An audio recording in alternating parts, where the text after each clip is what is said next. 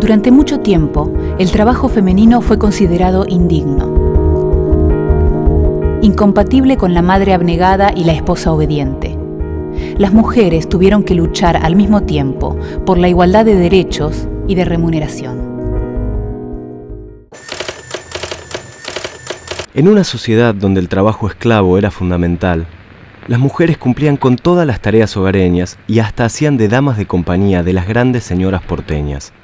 Otras eran enviadas desde muy chicas a aprender un oficio. Cocineras, panaderas y cigarreras vendían sus productos en las calles. Debían entregar a su amo, siempre un varón, la mayor parte de sus ganancias. Poco se sabe del trabajo de las mujeres libres.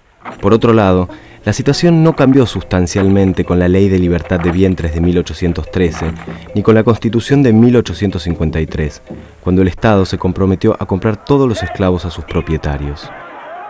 Los hombres tenían la posibilidad de incorporarse a los ejércitos e insertarse en estas instituciones. Las mujeres, en cambio, siguieron desempeñando los mismos trabajos de la época colonial, con remuneraciones mínimas o inexistentes. Las esclavas vivían, al igual que las mujeres libres, en un ámbito dominado por los varones.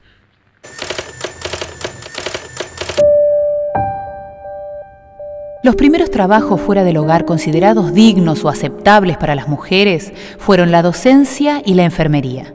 Cumplían en la sociedad un rol similar al de una madre dentro de su hogar: cuidar y educar.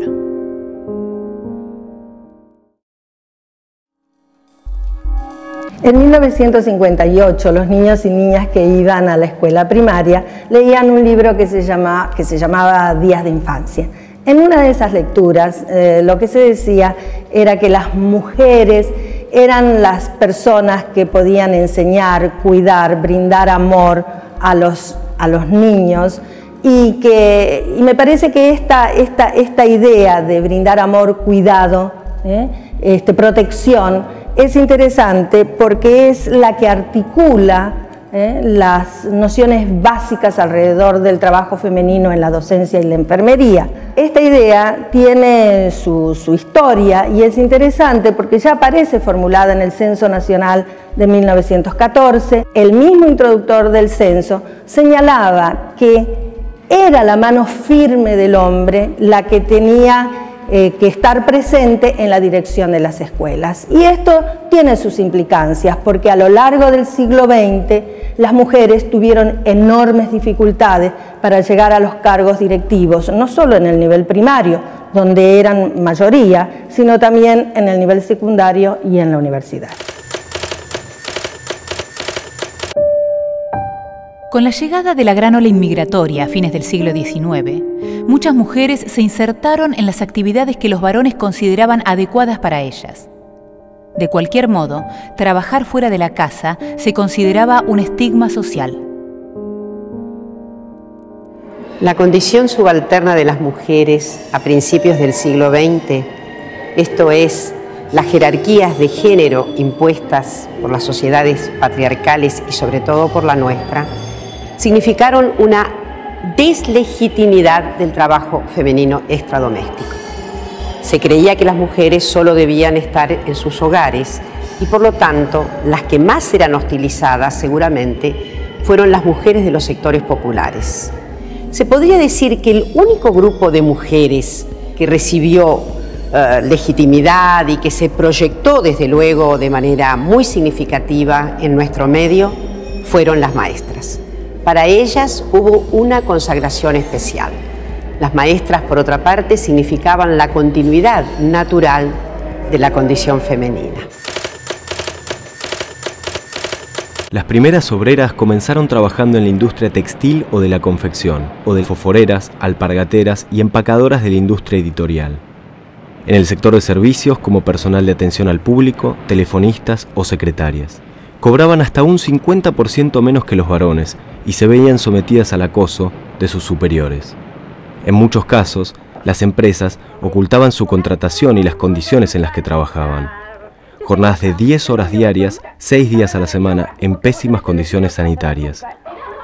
La situación se hacía insostenible y pronto comenzaron los conflictos, donde convergían problemáticas de clase y de género. Una reivindicación resumía ambas: igual remuneración por igual tarea. En 1904 se declaró la huelga de sastres, a la que pronto se plegaron las costureras y trabajadoras de la confección. En 1919 se declaró en huelga el gremio telefónico. El contexto laboral de las trabajadoras se volvía cada vez más precario. En muchos casos, las empresas exigían que las empleadas fueran solteras y eran despedidas si se casaban. El embarazo también constituía causa legítima de despido. En 1924 se reclamó la creación de guarderías en los locales que emplearan a más de 50 trabajadoras.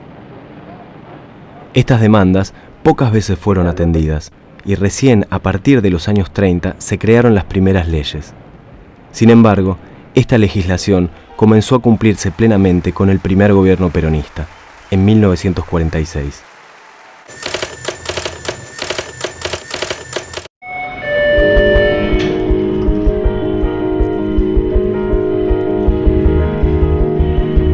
Una vez sancionadas las leyes laborales básicas que protegían a las mujeres, todavía seguía pendiente un reclamo central, que pasaba por el género, pero lo trascendía: la igualdad de remuneración por igual tarea. Las políticas laborales implementadas por el peronismo estaban destinadas tanto a hombres como para mujeres. Un tema específico que se aplicó al tema mujer es el tema de las cajas de maternidad y las primas por maternidad. La mujer trabajadora dentro del peronismo era considerada, a diferencia de otras fuerzas políticas, como una mujer alegre, sonriente, feliz. Esa era la estética que marcaba el peronismo respecto de estas mujeres. Lejos estaban las desgarbadas, las mujeres oscurecidas que mostraba el Partido Comunista o el Partido Socialista. El peronismo implementa las reinas del trabajo y a partir del año 48 empiezan a producirse espectáculos públicos en Plaza de Mayo, donde era una escenificación de la reina del trabajo y la belleza femenina como un concepto político en sí mismo. Con la crisis económica de 1930, el país comenzó un proceso de industrialización que dejó atrás el modelo exclusivamente agroexportador. En consecuencia, se abrieron nuevas fuentes de trabajo en las que las mujeres pudieron insertarse, pero una vez más, debieron enfrentar grandes dificultades. Una de ellas fue su falta de capacitación y estudios superiores. Esta desventaja las condenaba a cumplir siempre un rol subalterno. A partir de 1950 y sobre todo en las 2 décadas posteriores, las mujeres de clase media y alta se volcaron masivamente a las universidades. En paralelo, se sancionó una serie de leyes que protegían sus derechos laborales y les otorgaban igualdad ante la ley respecto de los varones.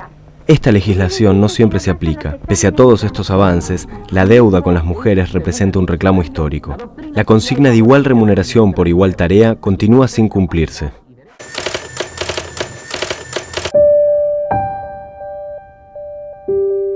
El orden social dominado por los varones continuaba considerando el trabajo femenino como un problema. El ámbito propio de las mujeres todavía se reducía al hogar. El espacio público pertenecía a los hombres. Cederlo significaba ceder el poder.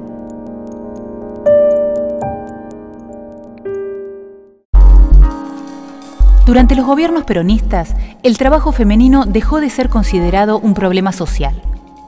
Frases como "el trabajo dignifica" y "de la casa al trabajo y del trabajo al hogar" lo fomentaban. Con el peronismo, las mujeres obtuvieron igualdad de oportunidades en el ámbito laboral y representación gremial propia.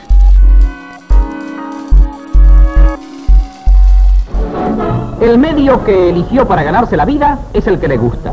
Y uno piensa que Úrsula aportó su granito de arena al progreso del feminismo. Más que un granito, varios camiones. La segunda mitad del siglo XX de la historia argentina estuvo marcada por una sucesión de golpes militares y crisis económicas. Los gobiernos castrenses no sancionaron leyes a favor de la igualdad de derechos laborales para las mujeres. Sí lo hicieron los democráticos, sobre todo después de 1983. El objetivo era garantizar la ansiada igualdad de remuneración, tantas veces postergada. A fines de la década de 1990 y comienzos del siglo XXI, la economía argentina sufrió la mayor crisis económica de su historia. Esta situación dio lugar a nuevas formas de trabajo y de organización laboral, y las mujeres cumplieron un rol fundamental dentro de estas nuevas modalidades de trabajo.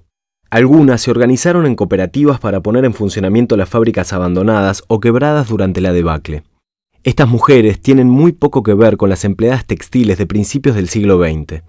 Otras se vieron obligadas a trabajar en un oficio que aún ejercen en igualdad con los hombres y con todo el grupo familiar: la recolección de residuos reciclables o cartoneo.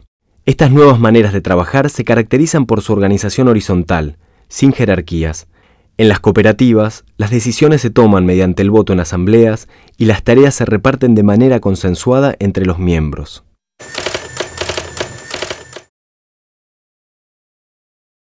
La educación no formal para las mujeres se mantuvo durante buena parte del siglo XX, fiel al modelo de la madre ligada al hogar. Este estereotipo era todavía muy fuerte y tenía plena vigencia hasta la década de los 60. Los manuales escolares aún promovían los roles tradicionales de madre y esposa. La división del trabajo según el género continuaba y esto se extendía en el ámbito educativo. Todo reforzaba y naturalizaba el rol subalterno de las mujeres dentro de la sociedad patriarcal, al servicio de la familia y como objeto sexual para consumo del hombre. La ruptura con este modelo fue un proceso largo y complejo que aún no se ha completado. Estos estereotipos se mantienen en la actualidad y conviven con el de la mujer profesional. El acceso masivo de las mujeres a la educación universitaria fue uno de los factores clave para iniciar este cambio social.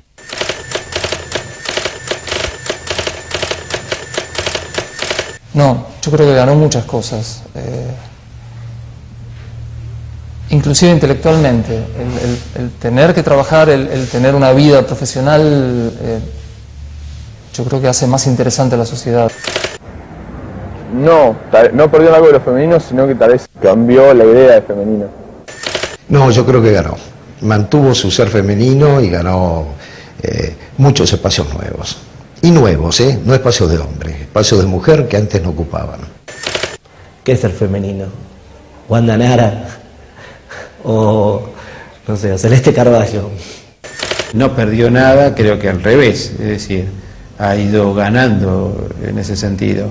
La feminidad no se modifica porque asuma tareas que supuestamente son exclusivas de los varones. Hay más lesbianas por ahí, pero la mujer femenina sigue existiendo a full. Sí.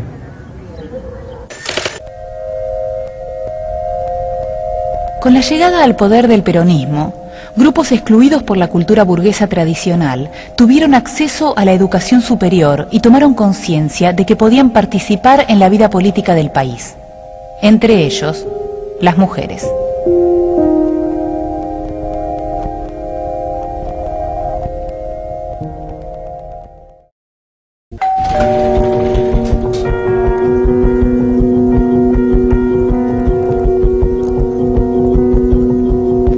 Con el gobierno peronista, las mujeres no solo lograron el derecho al voto, sino que obtuvieron un mayor protagonismo social. Alpargatas sí, libros no fue uno de los eslogans más conocidos de la época peronista y que todavía perdura. Sin embargo, el peronismo buscó aumentar e incrementar la matrícula educativa en todos los niveles, tanto para mujeres como para varones. Sin embargo, se valió de mecanismos formales e informales. Por un lado, los mecanismos implementados por el Estado, que son los conocidos a través de los colegios, y los informales a través de la Fundación Eva Perón y del Partido Peronista Femenino. El Partido Peronista Femenino implementó un plan de educación para mujeres que implicaba enseñarles a leer, a escribir, sumar y restar. Considerando que eran 4.000 unidades básicas en todo el país, el nivel de alcance fue altísimo. Durante las décadas de los 50 y 60 aparecieron instituciones fundamentales para la universidad, como el CONICET. Las mujeres se incorporaron masivamente a la educación superior. Las carreras con más mujeres docentes eran Sociología y Psicología. Nuria Cortada fue una de las organizadoras de la carrera de Psicología. Los estudiantes participaron activamente en el desarrollo de la sociedad argentina en esos años. Las mujeres participaron en los movimientos estudiantiles, pero las decisiones seguían en poder de los varones. Para muchas alumnas, la experiencia universitaria fue fundamental en la construcción de su propia subjetividad. Les permitió desarrollar proyectos propios y valerse de este ámbito para construir nuevas posiciones teóricas.